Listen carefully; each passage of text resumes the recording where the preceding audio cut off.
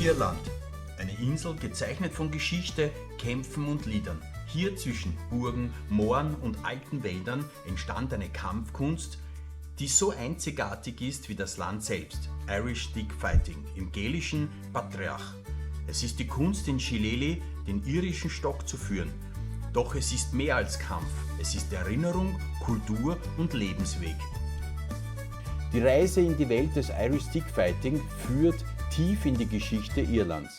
In den unzähligen Burgen in Irland, wie zum Beispiel im King John's Castle in Limerick, einer mittelalterlichen Festung, wird deutlich, wie eng die irische Kampftradition mit der bewegten Geschichte des Landes verbunden ist.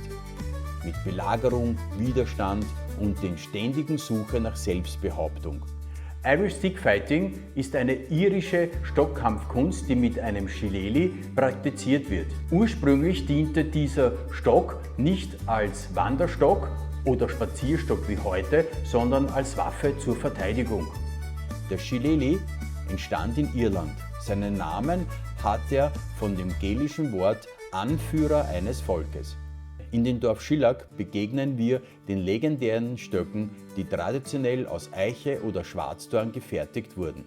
Die Herstellung eines irischen Kampfstockes, eines Shillellaghs, dauerte abhängig von dem verwendeten Holz zwischen 3 und 5 Jahre.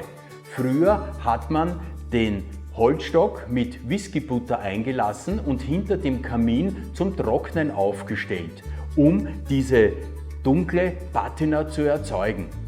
Irish Stick Fighting, die irische Kampfkunst, war nie nur ein Stil oder eine Schule. Es gab Familienstile, die geheim weiterentwickelt wurden und geheim an die nächste Generation weitergegeben wurden. Keegan Butter, der Hauptstil unserer Reise, vertreten heute durch Olam Simon Keegan. Wo beginnt man, die Geschichte einer der ältesten Familien Irlands zu erzählen? Vielleicht beginnen wir im 12. Jahrhundert, als die Anglo-Normannen den Hauptsitz der Familie Egan oder Keegan, Redwood Castle, errichteten. Diese wurde bis in das Jahr 1350 von den Anglo-Normannen gehalten.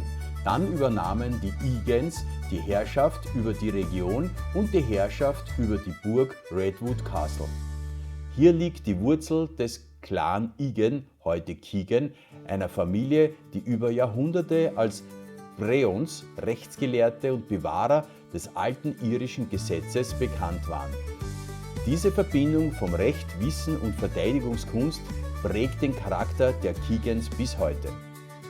Aber natürlich waren die Egan oder Keegans nicht nur Rechtsgelehrte und Anwälte. Nein, sie waren auch Ritter, Krieger. Die Übung mit dem Schwert oder mit dem Holzschwert, mit dem Holzstock war eine Standardausbildung für jeden Ritter, für jeden Knappen und für jeden kampfesfähigen Mann. Die Keegan, in den Midlands beheimatet, waren schon traditionell mit einer Shillelagh-Fraktion verbunden. Diese Fraktion nannte sich selbst die Whitefeet, die Weißfüße, und waren in Athlone beheimatet. Die Mitglieder dieser Whitefeet arbeiteten in den Steinbrüchen und durch den Kalkstein oder durch den Steinstaub waren ihre Schuhe immer weiß, deshalb auch der Name. Jeder dieser Mitglieder trug einen Shillelagh, ständig zur Verteidigung mit sich. Die größten Rivalen waren die Blackfeet. Mit denen lieferten sich die Whitefeet ebenfalls immer wieder Zweikämpfe und große Auseinandersetzungen, die sogar in Schlachten ausarten. Diese Kämpfe zwischen den Fraktionen sind in der irischen Geschichte als Fraktionskämpfe niedergeschrieben. Da es in Irland des 18. Jahrhunderts verboten war, Waffen zu tragen oder die Kampfkünste generell zu unterrichten oder zu lernen, lehrten einige irische Freidenker, darunter des Urgroßvaters des derzeitigen Oberhaupts der Keegan Butter, John Keegan, in sogenannten Heckenschulen die gälische Sprache, die irische Kultur und unter anderem die Stockkampfkunst. John Keegan war ein irischer Whitefeet-Steinmetz in Athlone, der um 1860 nach der Zeit der großen Hungersnot in Irland wie viele Millionen von Iren nach Liverpool und Manchester auswanderten. Darunter waren auch Keegans oder Eegans mit dem Wissen über die Kampfkunst. Aber was ist Keegan Butler heute? Da muss man den technischen Teil und den traditionellen Teil betrachten und trennen. Heute in Manchester vermittelt Olam Simon Keegan die Techniken in Seminaren und bewahrt die Verbindung zu den Wurzeln. Simon Keegan wurde von seinem Vater David Keegan in dieser Butler Kampfkunst unterrichtet. Simon Keegan unterrichtet seit 25 Jahren als 7. Dan in Karate auch Mainstream-Kampfkünste und durch seine Schule, die Bushikai Akademie, ist Keegan Butler von der British Martial Arts and Boxing Association weltweit als traditionelle irische Kampfkunst anerkannt. In der Keegan Butler wird heute nicht nur eine ausgefeilte irische Kampfkunst gelehrt. Simon Keegan und seine Weggefährten tragen gemeinsam die 800 Jahre alte Tradition der Familie Egan oder Keegan weiter. Dort studiert Simon und seine Mitstreiter nicht nur die technische Kampfkunst des irischen Stocks, sondern auch die irische und englische Geschichte und Kultur.